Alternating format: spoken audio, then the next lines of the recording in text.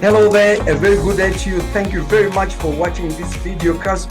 My name is Dr. Charlie, TSBD, the Small Business Doctor, and I'm coming to you from SBGZ, standing for Small Business Gateway Zimbabwe. As SBGZ, we provide high quality professional business support services to help our micro, small, and medium enterprises grow like yourself. Are you interested in growth? If you are interested in growth, then please don't you go anywhere. Like I said, my name is Dr. Charlie, TSBD, the Small Business Doctor, and I hold a PhD in management from Manchester Metropolitan University in the United Kingdom. Now, the good news, I just want to talk a bit today about entrepreneurial resilience, or if you want, business resilience. Business resilience. I'm just going to demonstrate. Here is a barrel of a pen. Oops. Here is a barrel of a pen. I'm just going to apply increasing pressure to this barrel of pen. Look at what it is happening. It is bending, it is bending, it is bending. As I continue, let me continue. Oops, oops, oops, oops, oops, oops, oops. There you are. It has snapped. So this is exactly what happens as you operate your business. Let me say, globally, there is no business environment that is made or that is crafted in such a way that it makes your business to succeed. Let me repeat. There is no business environment that you are ever going to find in such a way that it is tailor-made for the success of your business. What I'm saying is that every business environment is complex, it is dynamic, and it is independent of our business ideas. It is independent of our visions. It is independent of our goals as entrepreneurs or as business persons. When we say it is independent, we are saying we cannot manipulate it. It is just as it is.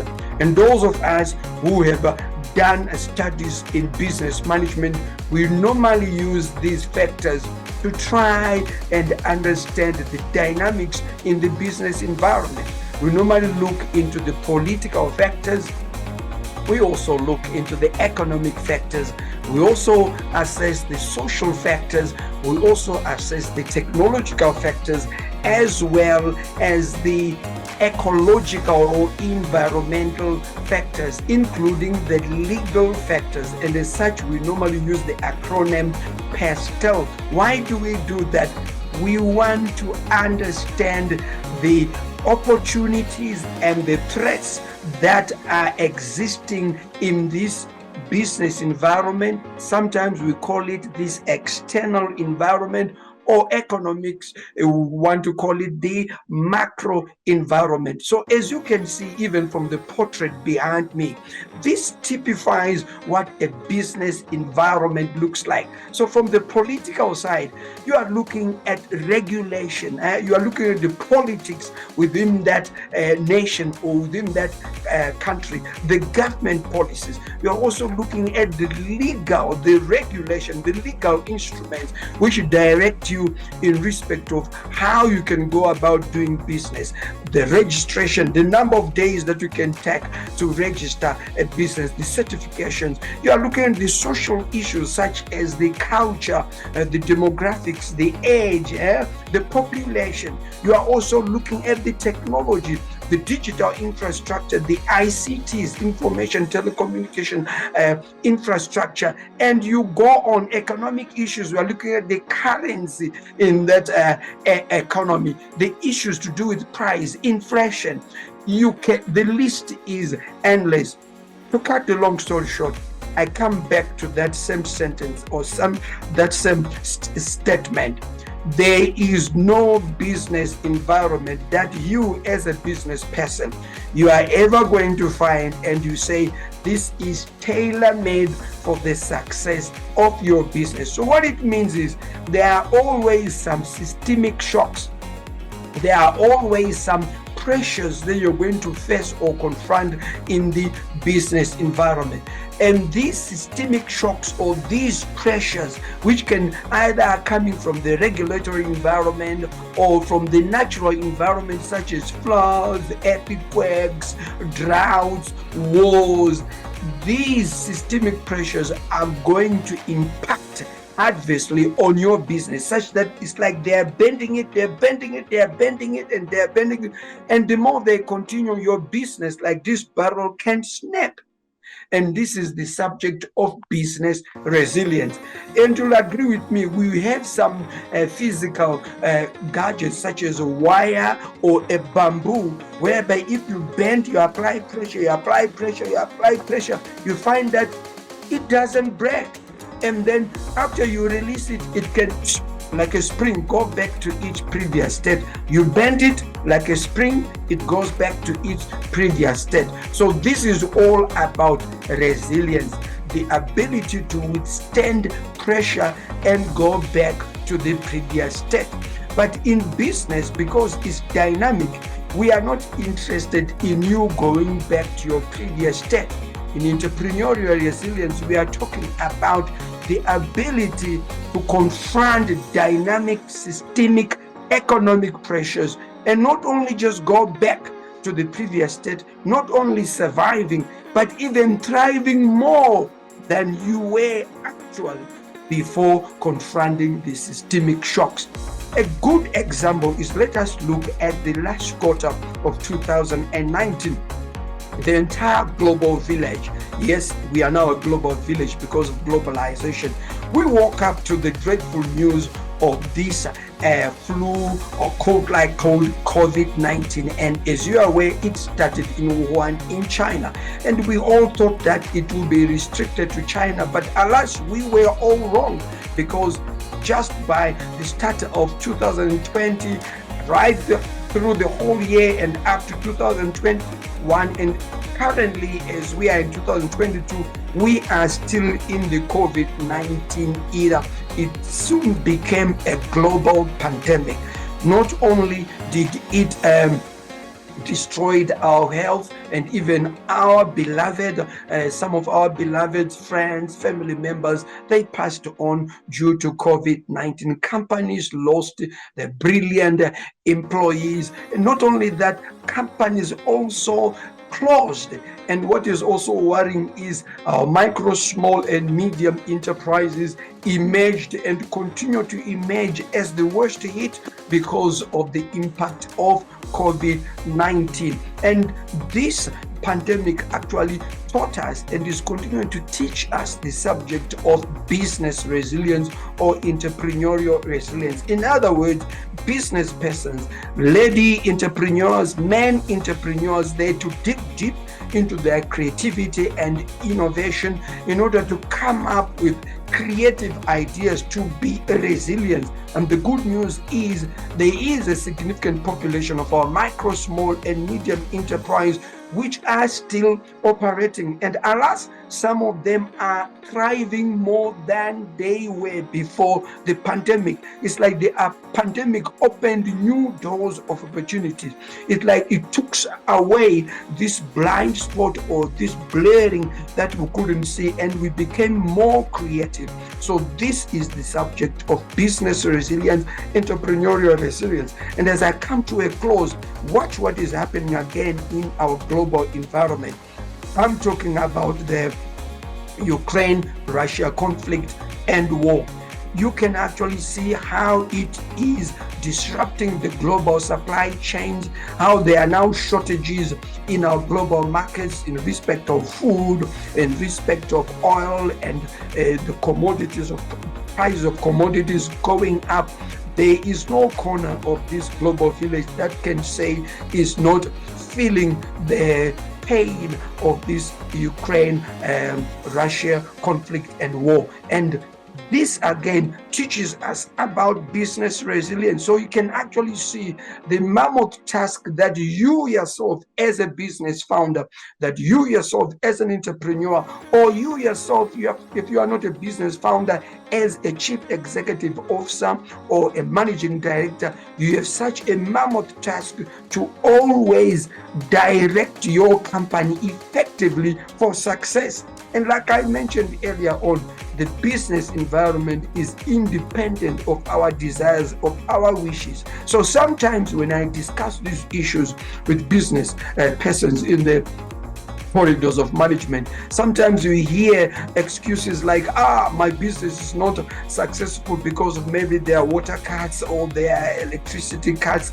I'm giving specific reference, like say here in Zimbabwe, or because of a shortage of currents, or because of this. Yes, these are genuine reasons. It's true that electricity is vital, water is vital, current stability is vital. That is true. Government policy should be consistent. That is true. That it is a vital factor that contributes to the success of any business. But the $1,000,000 question is, what have you done and what are you doing as the business founder, as the leader of your business, as the CEO of your business? What are you doing to navigate this complex and dynamic business environment, and so that your business emerge successful? Let me put it this way. All company challenges, all business challenges, they reduce to management challenges. All macro environmental challenges, at the end of the day, we can reduce them to management challenges, because in the same environment where there's COVID-19, other businesses are collapsing, but other businesses are thriving. In the same global village where there's the Russia-Ukraine war, other companies are folding, but alas, you will find other companies actually emerging, and even other companies growing much stronger. Why? It is the difference in management. Giving an example, in my home country right here, I know from a few examples that I have, having talked to a number of business persons, you find some have a perception to think that I think the grass is greener the other side. It's not rare to come across a business person who can tell you, it's better there in America. I think it's quite excellent in Australia. It's great in Germany. It's great in China. It's great in Yugoslavia. It's great in Spain. I'm not saying all these economies are not great, but I am saying, like my hypothesis, if we were to give the capital and everything that is required, and we give them to some of these managers or CEOs, entrepreneurs, and say, here you are, all the resources, go to any economic destination of your choice. So they go to China, they go to Europe, they go to America, they go to Nicaragua, they go to New Zealand, or wherever their desired destination. I can base my last dollar that after a year or 2 years, not all of these business persons will still be standing up on their 2 feet operating their business, and yet they are operating in their desired and preferred economies, where they are saying, I think it's greener and it's better to operate a business. So this goes to show that it is not just an issue of a better economy, but it comes down to management. What are you doing yourself as management to successfully operate and direct your company? So even right here, I want to speak for my home country. Even right here in Zimbabwe, we know that for the past decade, our economy has continued to face insurmountable challenges, and we know very well that quite a number of businesses continue to struggle, and some have folded up. But at the same time, it is your duty, it is your role as the CEO or the founder of your business to continuously come up with creative and innovative strategies, so that you keep standing on your 2 feet. I don't want to hear excuses of, I don't have this, I don't have water, it's government policy, because it doesn't take you anywhere.